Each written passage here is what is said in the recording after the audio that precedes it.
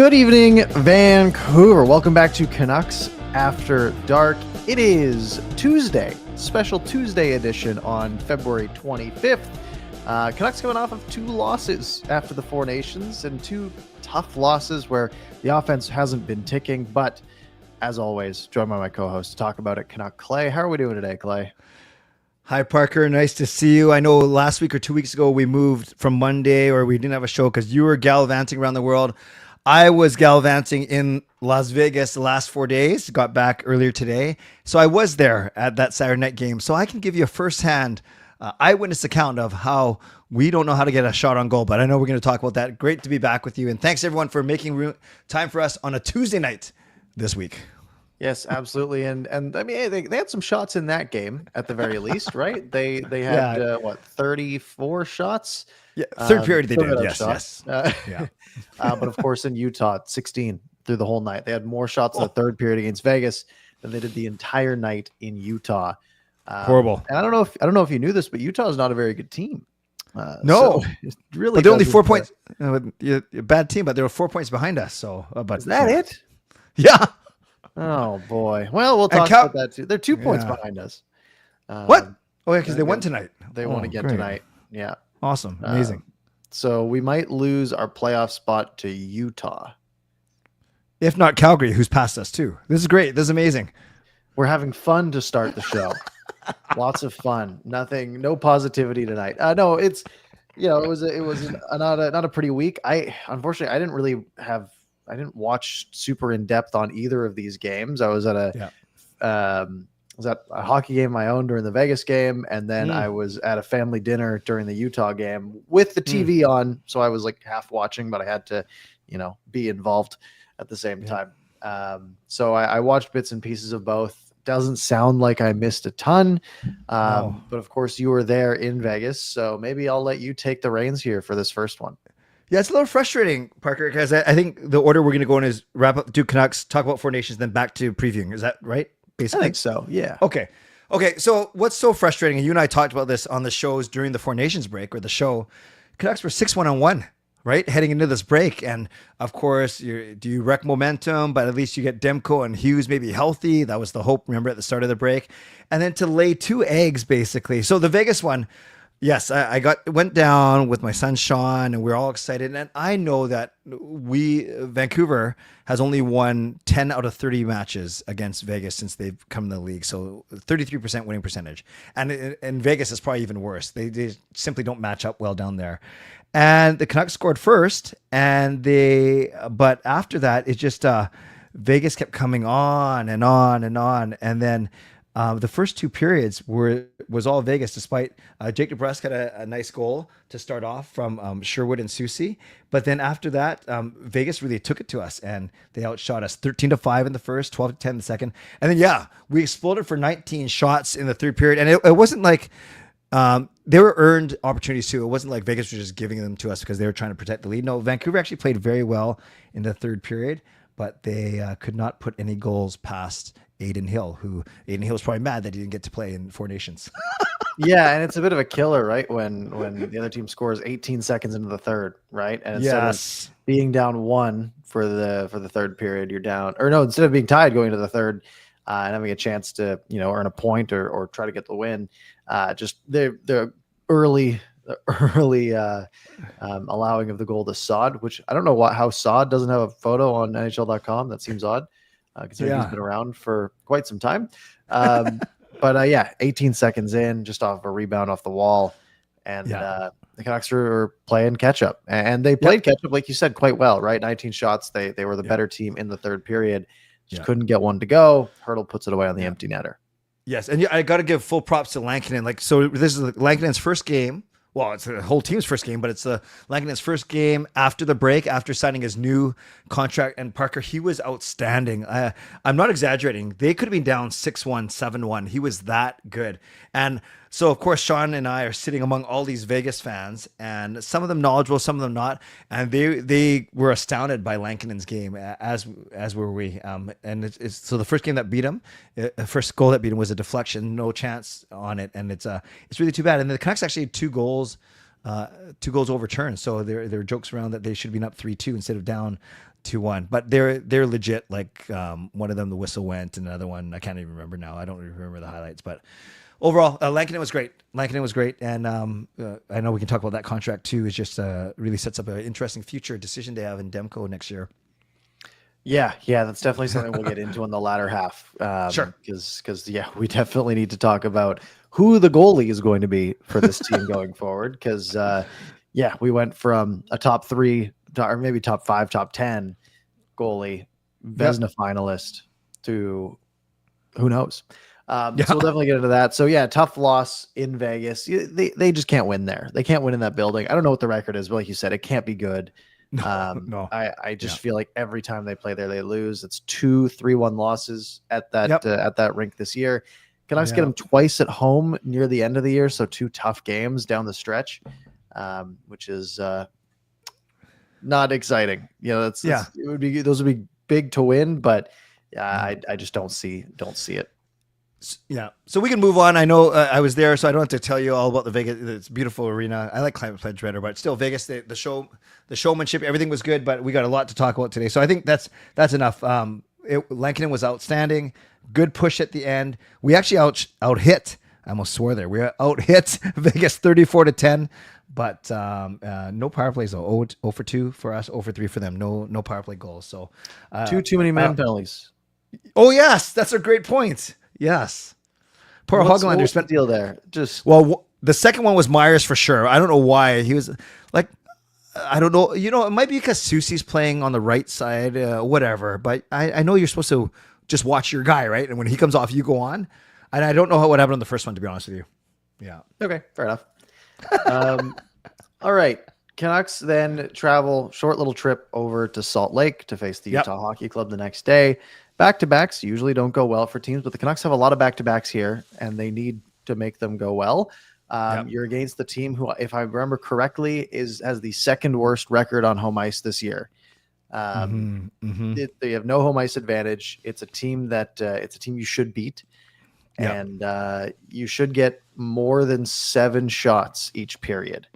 But to get 4 in the first, 5 in the second, 7 in the third, I mean, you got Elias Pettersson, 0 shots, right? Gets the 1 assist. You've got Brock Besser with 1 shot. You've got, Jake DeBrusk and Philip Hedl with 4 and 3 respectively. That's half the shots that your team took came from 2 guys. And then another 4 of them came from the blue line. Yeah. Right? So there was, how many Canucks players had shots? 1, 2, 3, 4, 5, 6, 7, 8, 9 players had a shot on goal. Pettersson could have had a shot. The 18. He had a shot, a great chance for a shot. That breakaway that everyone's been talking about, put over the net. But I can tell you one thing real quick, Parker. So 2 really unique experiences for me. The first one was obviously at Vegas in the game, But for the Utah game, I tweeted about this. It's kind of funny. We were watching the sports book, right? Because all these TVs and basketball's on, and so they had Vancouver versus Utah on a big screen. And then I'm watching that, and then my son Sean goes, "Hey, Dad, that's you." They were playing the ESPN 30 for 30. I'm here for the riot, just here for the riot on a smaller TV. So I'm watching the game. Hilarious. It was whatever. Just get over yourself, right? But it was pretty cool moment. Telling people, guys, everyone, it's me on the TV. It was pretty cool. Yeah. So maybe once in a lifetime. But back to the game. Yeah, I mean, I don't have much. Again, I didn't. I sort of saw this game on the side in passing more so. You get the DeBrusk goal to start the second period, which is exactly what he did the previous game, right? Early-ish in the second period, he scores. Yeah. He's got 21 goals. And is it crazy for me to say that it feels like a quiet 21? Not at all. It's not crazy at all. I'd agree with you. So it's great. Like he's on pace for 30, which is awesome for the contract you're paying him, and that's what we were hoping we'd get from him. Only 14 assists, which isn't ideal. That he has, he's not getting a lot of assists there. But 3 goals in the last 5 back-to-back games with goals. You watch him, and it's not like he's all over the ice creating these plays, but he's putting the puck in the net, and that's something that the rest of this team is not doing at the moment. Yeah, nice power play goal, and then Cooley. Yeah, and just as we talked about, Lankinen played well. Shilovs wasn't amazing, but he was fine. Like 2 goals on 32 shots. That's pretty good. And the ones that beat him, the first one was more of a off the face-off defensive zone lack of coverage, and then the other goal was a power play goal. Like, so what are you going to do? I thought Shilovs played really well actually, which is great, which is really good for him. Yeah, and I'm always looking for the long range shots, right? Yeah. And he did struggle with a couple of them, right? The one that one of the goals was for sure. I don't remember if both were off of sort of a shot from distance, but it's become a bit of a theme. Dylan Guenther gets his 21st of the year. That hurts. That would lead the team and lead the Canucks in goals, or at least tie for it. He's 21, by the way. Anyways, yeah, just a game that was one that you hope that they just find a way to forget. I mean, 0-2 against Utah this year. That's 4 points that you've just left behind. Both on the road, but again, both against one of the worst road teams in hockey. You know, you just can't do it. Did you see this highlight, Parker? Did you see this highlight of Petey missing the breakaway? Have you seen the highlight? I think I watched it live. Yeah, beautiful pass from Hronek. Yeah. Game on a stick.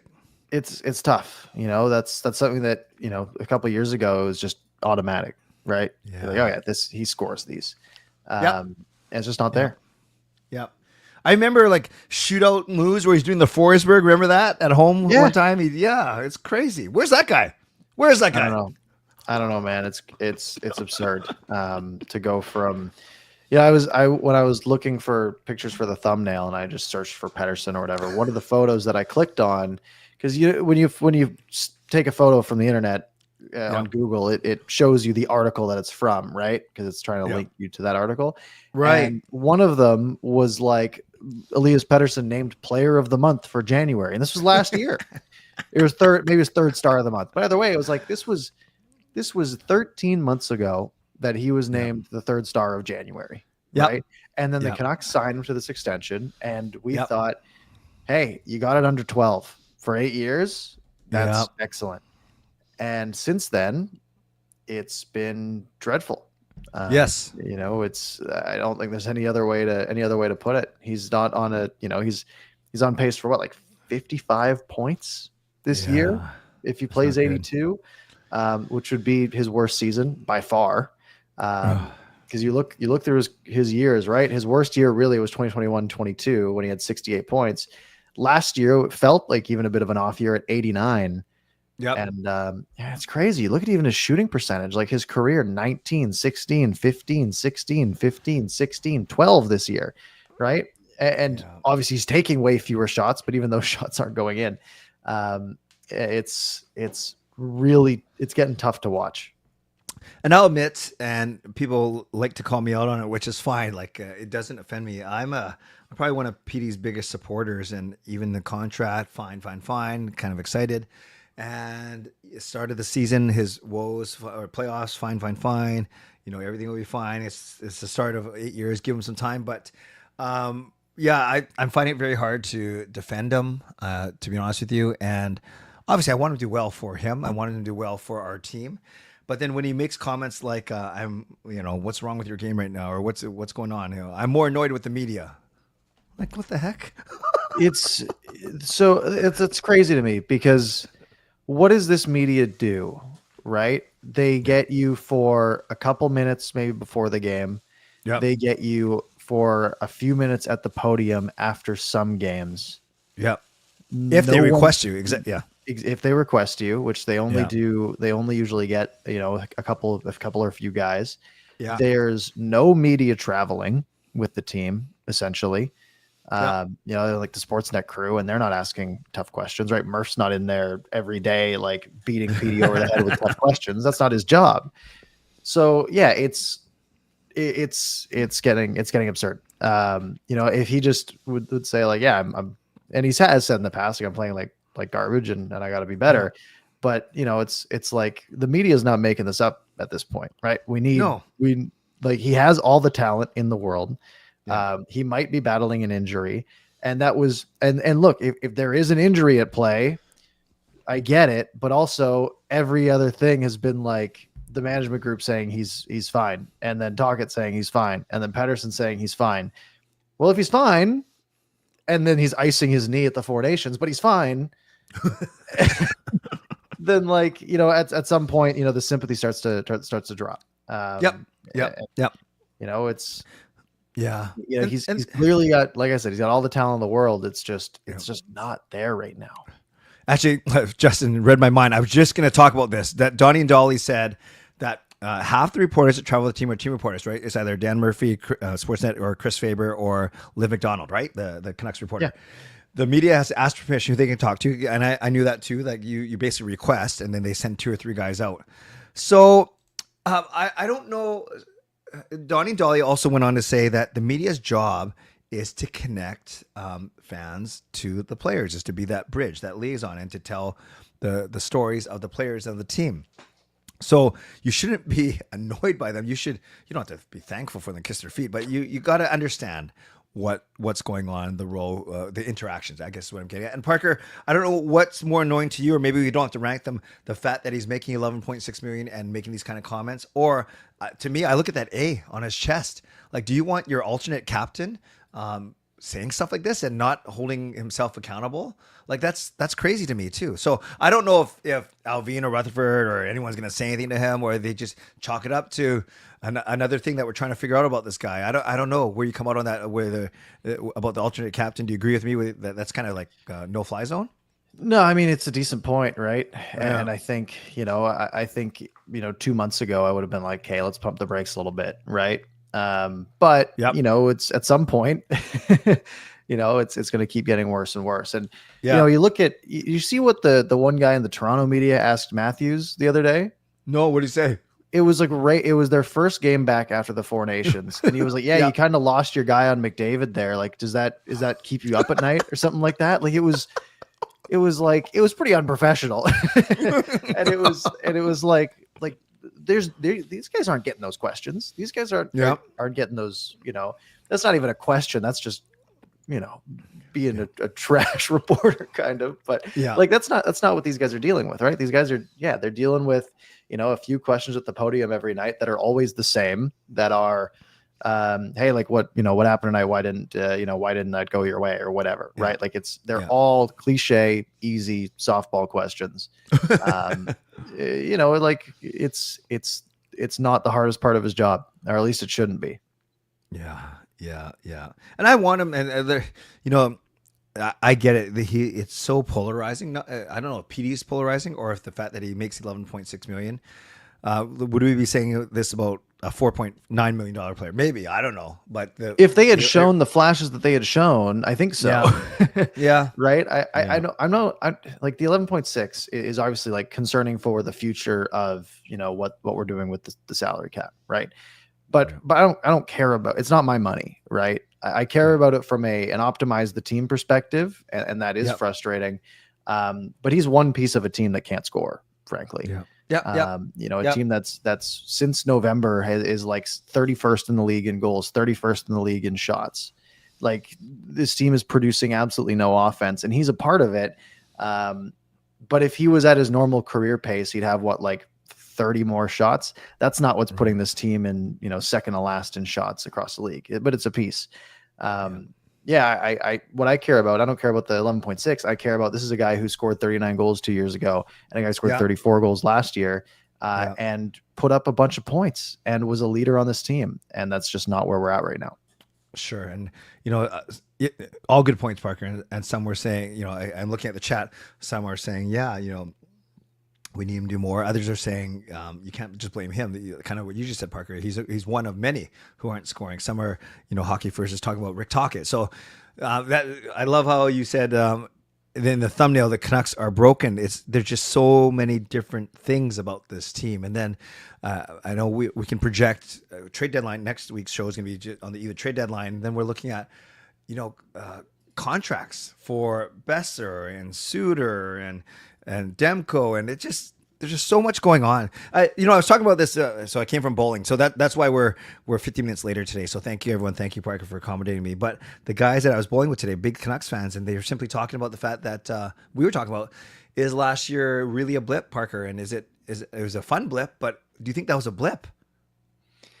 I don't know. It's Yeah. tough. You look at you look at the Canucks as a whole, right?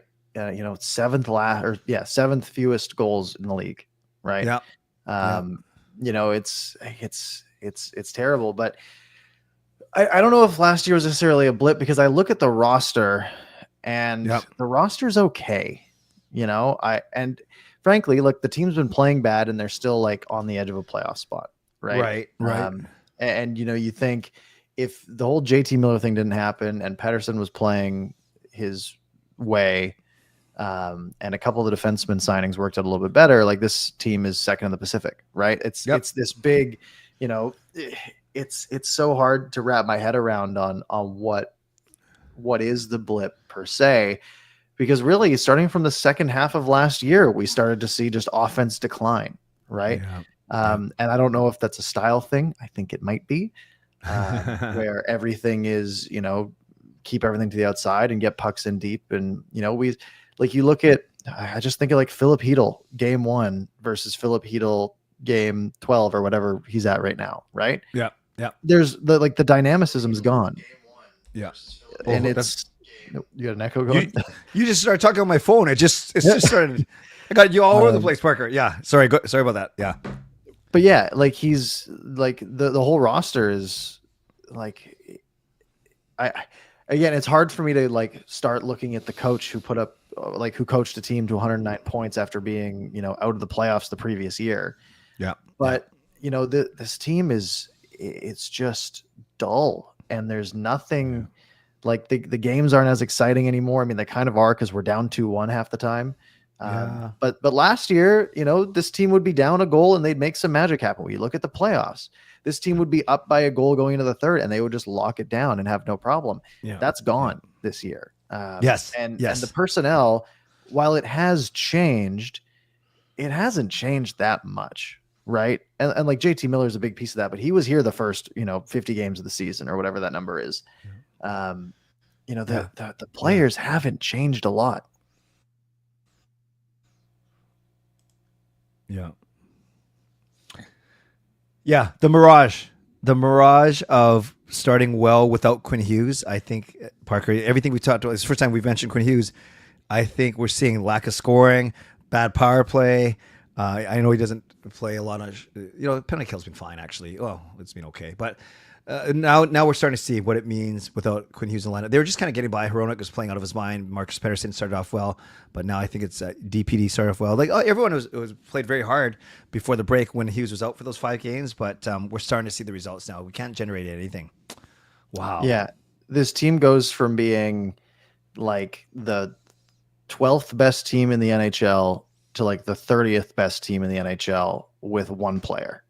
Yeah. Right. Like Quinn Hughes leaves the lineup and there's just nothing. There's nothing being created because you look at the 30 minutes he plays a night and this team, generates a decent amount of offense. And then when he's off the ice, this team generates nothing.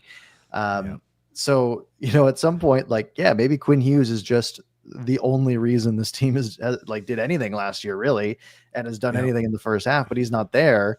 And everything falls apart. So, if I'm Quinn Hughes, I'm starting to get worried about Quinn Hughes, right? Because if this team's terrible without him, think about how good a good team would be with him, right? Yeah. And I'm sure he thinks about that a little bit too. So honestly, I'm at the point where you just give Quinn Hughes the keys, right? We even said it when we were talking about Hronek's extension last year. Where I said, I don't care what management or coaching thinks. I say, you ask Quinn Hughes, do you want this guy to be your D partner for the next 8 years? And if he says yes, you sign him. I honestly think you do the same thing with guys like Pettersson and the rest of the team. And you go, Quinn, does this guy fit? This is your team. You're the captain. You have the keys. You can be like LeBron in LA where you just pick guys to come play for you. Because guys will want to play with Quinn Hughes. But if you got guys who are souring the well or who he doesn't think fit in, I say, let Quinn call the shots at this point. Great point. And we heard shades of that with the whole Miller and Pettersson thing, that obviously Hughes is closer. It doesn't matter about nationality. Hughes is closer to Pettersson. We've read the stories of some of the rumors of what may have happened where Hughes was on Pettersson's side, whatever. Cam Robinson was talking about this exact same thing with Sakaris and Price, Parker. He said, when they're talking about Brock Besser, which we can talk about probably next week, Cam Robinson would actually lean towards re-signing Brock Besser because the cap's going up. You still need scoring and the intangible of making Quinn Hughes happy. So exactly what you said. You go to Quinn for every decision. So it's going to be very fascinating what happens over the next couple of years for sure. Yeah. I think you're at the point where he is the only thing holding this franchise together, right? The management group seems to be doing a fine job, right? They've had some missteps. They clean those up as they go. It's been fine. The coaching, it was really good last year. Doesn't seem like it's working this year. But Quinn Hughes is always Quinn Hughes, and they gave him the C for a reason. Yeah, I think you just have to live and die by Quinn Hughes and do whatever he wants to do. Because if he leaves, it's over, right? Like we're back to square zero. Yes, that's a really, really good point. And finally, this is a good segue into the Four Nations. But Cam Robertson also said that the Canucks didn't really do a full rebuild. They tried to retool on the fly, and he's very negative. The outlook on the team. He thinks within 2 or 3 years, no new guys resigning, and we're going to have to blow it all up with Quinn Hughes leaving. That's obviously the worst case scenario, but it's not out of the realm of possibility, I guess, is my point. Yeah, and if Quinn Hughes leaves, I'm going to stop paying attention to the team for a while. I think that's like I look at Mavericks fans with Luka, right? And half of them are just like, okay, we're just done. Like you made a trade that killed our franchise. We're not supporting you for a bit. Great point. If the Canucks do something to make Quinn Hughes mad enough to leave, I might have that same reaction. Right. No, that's fair. All right. Good segue to Four Nations. We don't have to talk so much about Quinn Hughes going, not going. When you line up the facts, despite what Brady Tkachuk said today about shady business, when you line up the facts, he wasn't even cleared. Yeah, he did 1 day in a non-contact jersey. Then they were talking about him going already. No, you have to do at least 1 or 2 days in a contact jersey. At least that's what I see. So where did you watch the final on Saturday night? Watched the final at home. Sorry, Thursday night. Yeah, Thursday night. Had a couple friends over, had a few beers, watched some hockey, stress. What a game. I mean, that was we said it last week, right? We said we either want it to be a blowout or we want it to go to overtime. Yes. And we got exactly what we wanted. It was an electric hockey game. Jordan Binnington, I mean, what can you say, right? I can never say anything bad about him again. I can hate him when we're playing against him. Yeah, because I think I don't like him as the way he plays. Oh, what a performance! He was fantastic. McDavid didn't do a lot all night until he needed to. Guys stepping in to the lineup, playing really well. It was an awesome hockey game. It was. Marner demoted off the top line after game 1, and then goes back there and has 2 assists. He had a really good tournament. Obviously, the OT goal, which they aren't in the finals if he doesn't score that one. Sid is still Sid, man. Like it's great. Like he didn't have, he wasn't all over the ice in this game, but he was solid. He'll be the captain next year. No doubt about it. It was such a fun time. Like I haven't had that much fun watching a hockey game since the playoffs, right? Like it's just awesome. Electric. It was excellent. No surprise that there weren't 3 fights in 9 seconds, but they were still intense. Obviously, guys wanted to win. The Tkachuk. So, a quick question: where do you come out on the Tkachuk brothers from a standpoint of just from this tournament perspective? Selfish that they played, or no? Because they kind of didn't play well. But Matthew's the obvious one where clearly too hurt to go, basically, but went in the lineup and didn't play the last 2 periods when they had a guy like Kyle Connor in the wings. Right. And you never know, right? It could be one of those things where you're so amped up going into the game that you feel fine, and then you get out there and you just can't go.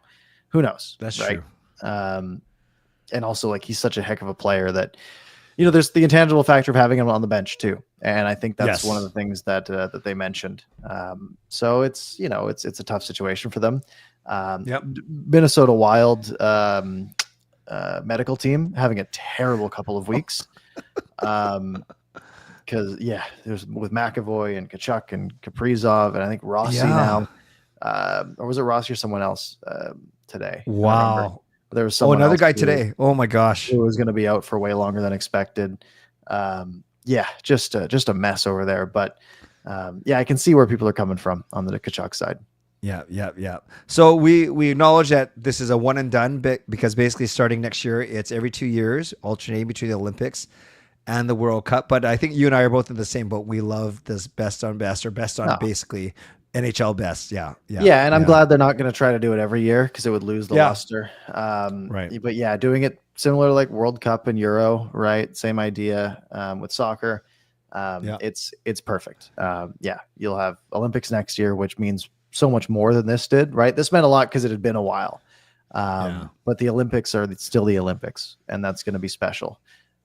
Especially with rumors that Russia might be involved as of today, which would be, politics aside, like that's a scary team to go against too, right? Like it adds it adds an extra risk to Canada defending the gold. So yeah, I'm stoked already. We're a year away.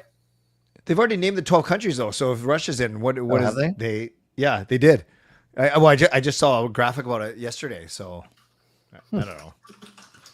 I thought there would be like qualifiers and stuff. I wonder what I was thinking then. Oh, maybe they already have qualified. Okay. Yeah. So it's based on world ranking, but Russia's qualified.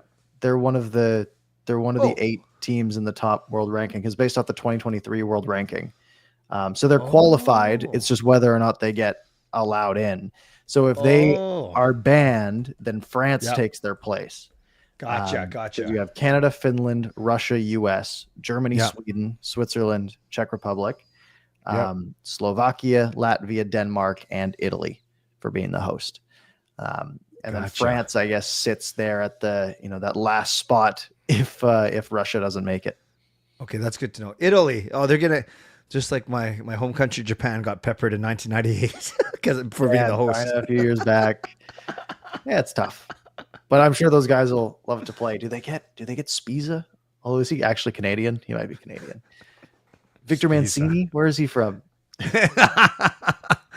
They'll find some guys. Okay, so overall, I think you and I agree. 4 Nations, success overall. Fantastic. Yeah. Injuries notwithstanding. Yeah, I mean that's part of it. It's I'm glad Hughes didn't play solely selfishly, right? Obviously from Canada perspective, but obviously he's clearly not ready to play for us. So it wouldn't have been good if he's out there blocking shots. So no, I'm it's great. Yeah. All right. Back to our team. So we got what do we got? 3 games coming up? You said 3 Canucks games coming up this week, starting with tomorrow in LA. Then that's back-to-back Thursday in Anaheim. So another back-to-back. Then they go to Seattle. So 3 road games to finish off their 5-game road trip and hopefully get a couple of wins before coming back next Wednesday. So they get 3 full days off. And then a late Wednesday game next week, I guess, national TV. Right. And I heard, doesn't LA have like a super good home record? This is wouldn't surprise me. It wouldn't surprise me. I can take a look at that here as well. Yeah. Does this have home and away splits? It doesn't. I saw someone tweet out that they have a massive home record. Yeah, I've got it here. They are 19-3-2 at home. Amazing. And the honorable one, James Moore, is actually en route to California to see them. Sweet. Well, maybe you, I'm sure you're bringing your son Spencer, James. If you are, hopefully you guys are the good luck charm. That's awesome. Have a great trip. That's pretty cool. Excellent. That's pretty cool. Very cool. Okay, so that's gonna be a tough one, and then I think it was Jeff Patterson or someone. Then can you look up? Is Anaheim like 7-1-2 in their last 10 or something? Like I heard they sure are 7-2-1 in their last 7-2-1. So they're 6 points back of us. It's getting a little crowded back here. The Flames at 64, we're at 63, Utah 61, St. Louis 60, Anaheim trying to get in the mix at 57. Only 25 games left. Might be a bit tough, but yeah, Flames have won their last 2. Utah's won their last 2. St. Louis has won their last 2, while the Canucks lost their last 2. So everyone made 4 points up. Wow. And it's crazy how quick things can flip when you lose a couple games. Exactly. And or vice versa if you win, obviously, because we were talking about how we were chasing down Calgary and now they were 3 points up and made up all the games in hand. And now, now they are up one on us. I'm not worried about St. Louis, Anaheim. I'm not even, maybe I should be. You said Utah's only 2 behind us, a game in hand for us? No? We have 2 games in hand on them. Oh, okay. But they were 2 points up. Right. Too. Right. What do you think ultimately? You think Canucks do make it? I do. I really do. I think so. They're gonna figure it out. I think getting Hughes back is big. Lankinen's been good. It's a lot of back-to-backs is tough. I'm just still not a believer in this Calgary team, right? That's the thing. Like, I look at the teams around them in Utah and in St. Louis and Calgary. I believe in the Canucks just a little bit more than all of them. I do too. And I think when it comes down to it, give them like a 60% chance of getting in, which is not what we were hoping at the start of the year. I don't think, I think that I don't like Calgary ever since the line brawl. Actually, I don't like Calgary from back in the day, but that line brawl with Hartley and Tortorella, I think that sealed it for me. That's fair. Yeah, I just don't like them anyways. I think I just like Edmonton more, but interesting. A little. Yeah.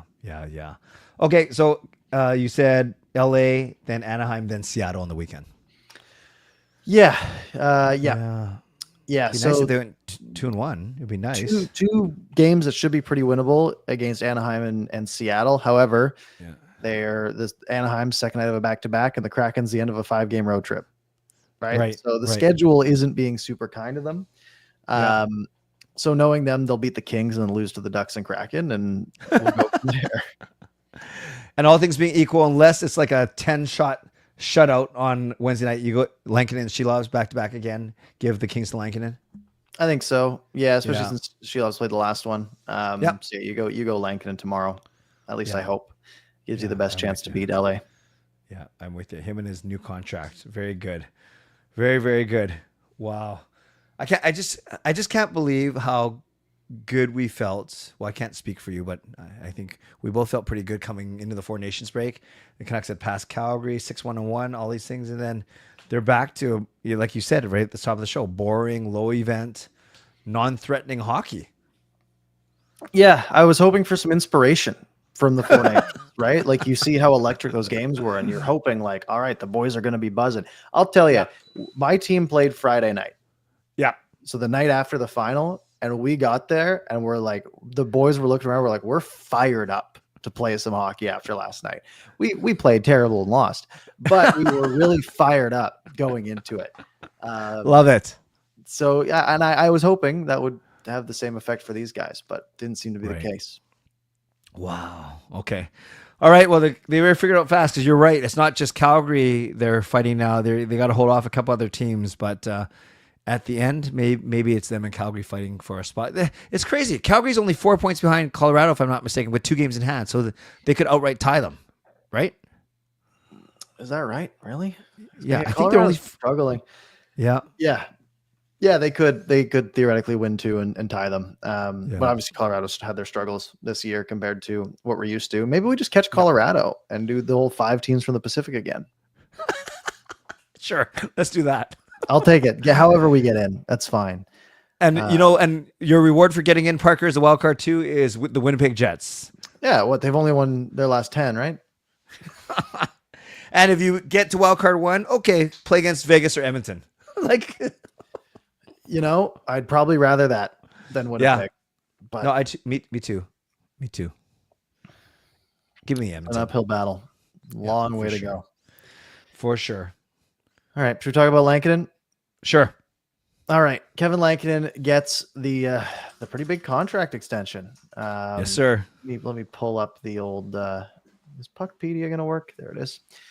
5-year extension, $22.5 million for a guy who just couldn't get a contract seemingly in the offseason, and the Canucks signed him for under $900K, and he has been fantastic for that $900K. He has now become, a decently well-paid goalie. $4.5 million a year for 5 years, taking him until he's 35 years old. What were your initial reactions? I was going to ask you the same thing, and let's do it with. You can do it whatever you want. So I'm going to not talk about the Demko side. I probably was a little too excited to about this contract because I still think it's good. I'm happy for Lankinen. You're right, signing on September 21st or whatever. Amazing. I can't believe that 31 other teams didn't go after this guy, or maybe they did, and he made the choice for the Canucks. But as happy as I was with the contract for security for him, security for the team, it gives them some leeway to figure out, what's happening with Demko, blah, blah, blah. I did forget the part about how old he is. And on one hand, yeah, you don't like how he's going to be mid 30s or early, 33, 34 when the contract's done. On the other hand, I've heard people say, yeah, but he hasn't played like full seasons yet as a number one. So in essence, he doesn't have the wear and tear on his body like a typical 31, 32, 33-year-old will have when his contract ends. So I don't know which way you come out on that. Are you concerned that he's too old, or do you say, no, the guy barely played like 35 games a year? It's tough. I mean, you look at the way he's playing right now and the way he's played all season, and he's an NHL starter. He's NHL starter caliber, and he has been his whole career. He's got a 907 this year when league average is around 900, maybe 901 at this point. So he's above league average. Now that includes backups and all that stuff, but with all the shot auditing and everything, like save percentages are going down quite dramatically. Right. If we just look at for this year, if we look at the highest paid goalies in the NHL, 4.75, is that what we said it was? Yeah. 4.5. $4.5 million would make him tied for the 19th highest paid goalie in hockey. Wow. So it's not like it's, they're paying him like a low end starter, right? That's just sort of what, regular starting goalies make. And you look at some of the guys that he's around, right? Like Jake Ottinger, he's in the last year of his contract. He's going to leapfrog him. Jake Allen, probably not. He's probably not getting a big raise. Vanacek might get a decent raise. I don't know if he's playing any good this year. So maybe not. I know 882. He's probably not getting a raise. So he'll probably end up going into next year. He'll probably be around the 20th highest paid goalie, right? And that does include Carey Price, but that's like the one exception. I mean, that's pretty reasonable money with the cap going up. And it's another one of those ones where like it's a good fallback, right? Because if, let's say by some miracle, Demko comes back next year, he's ready to go, and he takes the starting role back, it's like, okay, then you're paying 9.5 for your two goalies, which still isn't that crazy, right? Like it's, there's a lot of people, there's some teams out there paying 6 and 3 for their two goalies. So it's obviously not great, but then you have a really, really good tandem. It's those later years that I've had that I would have a little bit more concern on. And that's, again, taking the Demko factor out entirely. So now when we do talk about the Demko factor, because obviously that's a huge part of it, does this make you more inclined to say that he probably won't come back? Or is it kind of what you said, because 4.5 is doable when in the era when the cap's going to increase by a lot every single year? Yeah, you lock up some security if you think that Demko is going to be okay, and there's your tandem for the next few years if you extend Demko. Yeah, I'm very bearish on Demko right now. Yeah, he just can't stay healthy, right? Yeah. And it's not like, obviously there was the knee, right? That was a big problem, and he came back from that and then had another injury. Came back from that and had another injury. It's never ending, which sucks, right? He's got such a high ceiling. He's 29 years old. He should be playing in net for another 6-7 years. Yes. But like I could, it's starting to get to the point where it's like, how many games does he even have left in him, right? If you're going to keep having these injuries, and who knows, right? It could just be like, hey, these are just like a couple of freak injuries, and he's going to be fine after that. But at some point, there's a trend. there's a trend in a guy who is, only played 50 games twice in his career. Right. one of them, I guess, okay, there was the shortened season, which doesn't count as much, but 17 games this year, 2022, 2023, he played 32 games. He's had a full season's workload really twice. He's only played like, how many games has he played? Like 150, 180, something like that. Really? I think so. I don't have I have to add it all up manually. There's not a full, NHL.com has it. 64, 51 was 110, something like that. Yeah. 35, 32. Yeah, it's under 200. I'll tell you that. Yep. That's true. You're right, because he wasn't even the starter until basically after Markstrom left. Yeah. That makes sense. Only 200 games. Yeah. Yeah, and he's only played in 5 playoff games at the NHL level. Yep. Okay, if Demko does not re-sign, are you comfortable in Lankinen being your number one, or are you bringing in another guy that's kind of just like him, another $4 to $5 million guy, and let them share? I think Lankinen is a fine goalie to have as your goalie, especially if you think that Shelovs is going to turn into a starter, which he could.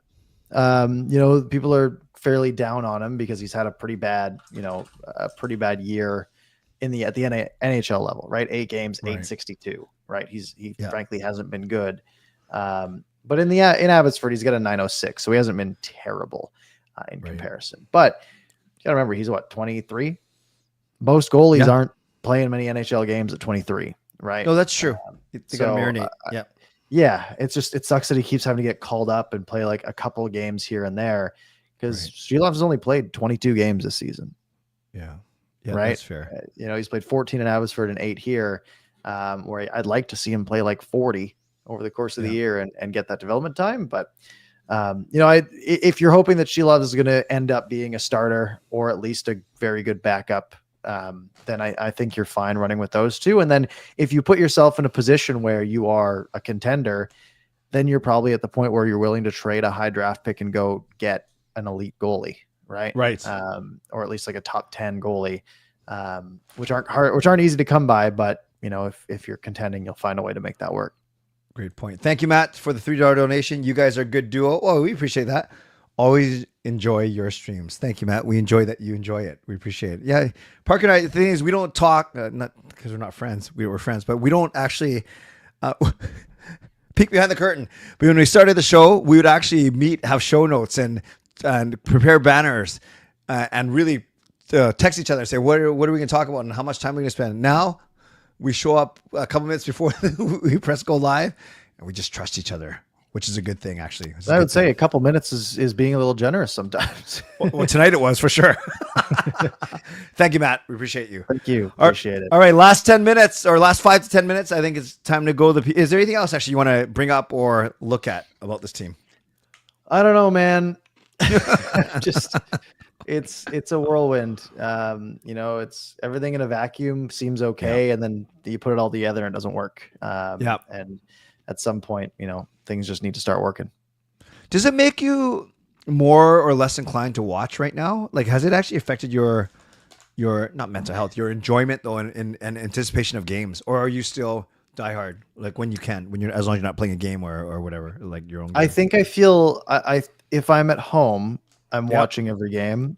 Yeah, but I think if I'm out doing something, I feel less bad about missing it now. Oh, interesting. Than I did last year.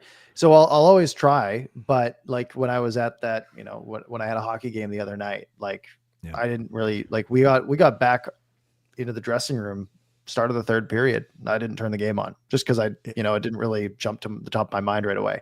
Interesting. So yeah, it is affecting it a little bit, I would say. Yeah. Okay, that's fair. Yeah. I my perspective's more, not different. Well, just different perspective from a standpoint of season ticket holder and having, a couple of pairs to sell. It's interesting.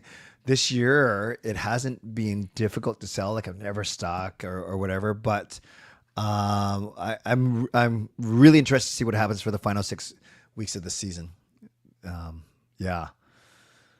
And then prices, as you heard, went up again for 20% for next year. So I'm really interested to see what happens in terms of renewals and stuff. But that's especially because I haven't paid other than like, I'm trying to think of the last time I paid face value for a Canucks ticket. Yeah, exactly. Right? Like, because I usually don't go to the marquees, right? I'm not going to the Leafs game. I'm not going to the Habs games.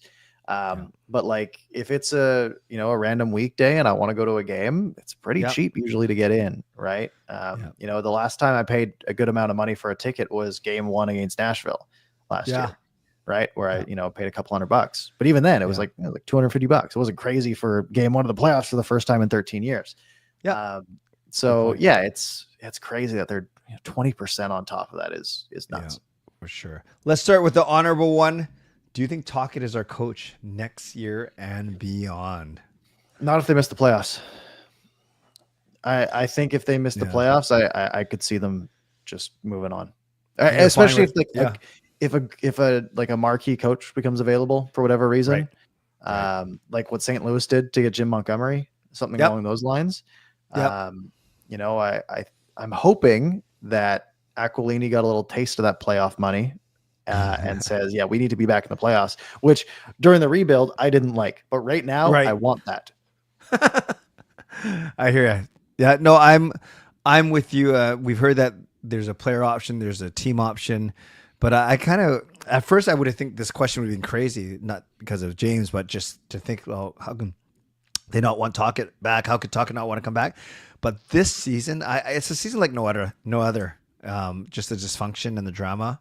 Maybe Tocchet says, "Forget it, I'm going back to TV." Yeah. And I mean, it's crazy. The Tocchet's what, the 1, 2, 3, 4, 5, 6, 7, 8, 9, 10th tenured coach right now, or is that might be outdated at this point too? That's crazy. That's through last year.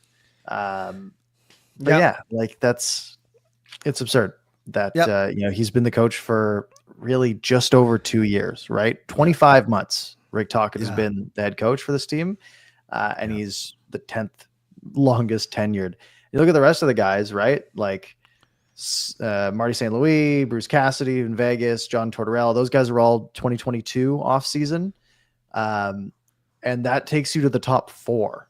Right. Yep. So 28 coaches in the NHL have had just 3 years of experience or less. Marty St. Louis is just over 3 years because it was February 2022. Yeah. But every other coach in the NHL, it's a 3-year shelf life unless you're John Cooper, Mike Sullivan, Jared Bednar, or Rod Brind'Amour. And those are very successful teams. And Mike Sullivan might be on the hot seat soon too. And maybe Bednar at some point if Colorado keeps floundering. So. And then I love how you said Cooper and Cooper and Sullivan. And of course, those were the 2 head coaches that we saw in the Four Nations face-off. Erwin asked this, and this maybe goes back to Tanner Pearson's hand injury 3 or 4 years ago. Should the Canucks investigate their medical staff? The franchise has a terrible track record when it comes to rehabbing from injury. Yeah, I mean, it's a franchise. It seems to be a franchise issue. Like, we will always have injuries to deal with, but I think a lot of teams always have injuries to deal with. This also is a team that travels more than almost any other team in the league, just based on location, and that usually can have an impact. I don't know. I think, especially because I think of it as such a low salary position, if that makes sense, right? Like, you're paying the players 80 something million USD, you're paying the coach a few million USD, your medical staff maybe altogether makes $1 million, right? But you can go get the best medical staff if you truly were, that if you cared about it, right? And the sleep doctors and all that stuff. So it seems crazy to me that you wouldn't just have the best. But we don't have that peek behind the curtain, obviously. Yeah, for sure. Hello, Hot Take. Nice to see you. Yeah, does Besser go and a few UFAs come back next year with more cap space to fill out the offense? So, David, I kind of waver on Brock Besser, and I know we can talk about him more next week because, I admit I jumped to, Lekaramaki is his replacement, but I'm not sure if he's going to score 30 to 35 goals next season already. And then Pia Suter is a UFA, I think, and there's a couple others, but Lankinen would have been, but he's not anymore. So that was a big one. Yeah, I hear of Besser, of course, and Suter as the 2 bigger ones now. Yeah, it's Besser is still so tough for me because he doesn't. I feel like he doesn't create a lot. Yeah, but if you put him with a player that can create, he can score a lot of goals, right? And that's a valuable player to have. And yeah, I think if you have someone to stick him with, like he had Miller, which he doesn't anymore, then he's a great piece. But he also is a piece that we've seen struggle in the past as well. Pius Suter, he's been a heck of a hockey player for us. Great penalty killer. He scores a decent amount of goals. He was like late. He led the team in goals for the first month or two. Right. But yeah, it's they're two guys that Besser is going to make decent money. I could see him slowing down with age. And Pius Suter, I think, is going to get a decent chunk of change as well. And I think this management group probably looks at themselves and says, well, we'll just go find another Pius Suter, right? We did it once. Right. We've done it a lot of times. We did it with Teddy Bluger. We've done it over and over and over again. We can just keep doing that. And if you can, excellent, right? If you can just go keep finding guys, pay them $1.5 million or $2 million and have them fit in, and hopefully Drew O'Connor, who just got that extension, is a guy, somewhere in that vein. But it also is risky because then you miss and you have to, maybe shed a light asset to then drop that cap hit like we've seen as well. So yeah, it's interesting. I don't think the thing is, like, you look at guys like Besser, you're like, oh, he's going to get a raise. We should just go get UFAs. Thing is, you need the top end guys, and UFAs, the cap's going up, right? UFAs love to see, because that means they're, hey, look at all these teams just got an extra $10 million in cap space, and all their guys are already under contract, which means they just have an extra bunch of money laying around that they're dying to spend. So that's great for those guys. So they're going to be looking for big contracts. Like this question from Viper. Which pairing do you like more? Susie Mancini. So that means Susie back to his natural left side, or DPD with Forbert, but that would mean Forbert now jumping over to his off right side. What did you think of Mancini? I thought he was fine. I didn't notice any we say this all the time, Parker, but sometimes for a third pairing or a bottom six guy, if you don't notice him, that's a good thing. I paid a couple attention to a couple shifts. Maybe it was in the second period where he was clearing behind the net and he was making decent passes. One or two times he got a little bit lost, but that means, he's just still learning the system, and he's a young player. I see him, it's funny. I've heard his ceiling being as high as second pairing guy. I've heard his floor being, a tweener, right? A 6'7" guy. I could see him being a third line right shot guy, for a third pairing guy for a while. I thought he was fine. For a first game, I thought he was fine. You're playing against Utah, but I thought he was okay. Did you notice it? Like, you had the game on? In my passing views at it, not really. Okay. Yeah. But again, I wasn't watching super intently. It's a tough one because you look at these guys and, like, I think Derek Forbert is better than, like, I think he's a little underrated right now just because he had the injuries and he's a very quiet player. But he's been in his ice time, he's been okay. And Elias Pettersson has had, good nights and bad nights, but has some potential, right? Susie has struggled this year compared to what we expect. And Mancini's kind of a wild card. So I could see them really going with either of those. I looking at it right now, I think Derek Forbert should be in the lineup. That's something that I'm fairly confident in, because I think he's been, especially as a third pair guy who can eat, 16 minutes. I think he's a good piece to have. Imagine 3 years from now, Parker, your left side is Hughes. If we will, like 3 years, Marcus Pettersson and maybe DPD, and your right side is Hronek. It is Villander and Mancini, or maybe Mancini is battling with someone else, but that's pretty good. And that's obviously hoping that DPD, Villander, and Mancini all work out. But you can see how it's a lot better than the year Spiza and Derek Pouliot and those guys. Oh yeah, and it's the thing, right? Like, but then think of all the times that we look back and, like, man, like imagine 3 years when we've got Cole Castles, our third line center, and he's going to be shutting David down every night, right? But it's good to have those lottery tickets, though, right? And if they hit, which these guys have shown flashes of, right? A lot of Rangers fans like Mancini. Obviously, we like Elias Pettersson because he's not afraid to throw the body around a little bit and get into it, and he's shown a little bit of flair.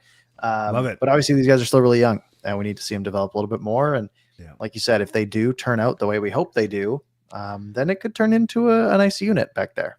Yep.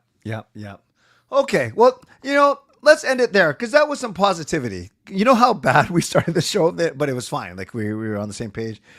But yeah, we kind of not full circle because that connotates a 360. We did a bit of a 180. Like there's a lot of stuff in the middle, but let's end there. And we both said 2-1 for the road trip. Hopefully. Yep. Hopefully. Yeah. Just win the 2 California games. That'd be cool. There you go. And then back to our normal time and place next Monday, right? I know we didn't talk about it before we press go live. I'm good. Sounds right to me. Okay. That sounds good. Excellent. All right, folks. Well, if you missed any part of the show, you can rewind here on YouTube back to the beginning. You can find it on your favorite podcast platform in a few minutes. What else do I normally say? You're not subscribed, hit subscribe, hit the like button, do all that good stuff. Clay, any parting words? Yeah, a couple people asked, thank you for your interest. No show tonight because I got my church hour at midnight on Tuesday. It's always a bit rushed. So I'll be back with my own shows starting tomorrow. I'll recap, obviously, tomorrow night's game. But for now, please tell all your friends about what Parker and I are doing, and usually Monday nights. But thank you for joining us on this new night for this 1 week only. Well, we say that, but we probably change it every 5 or 6 weeks. But yeah, thanks for being with us tonight. Excellent.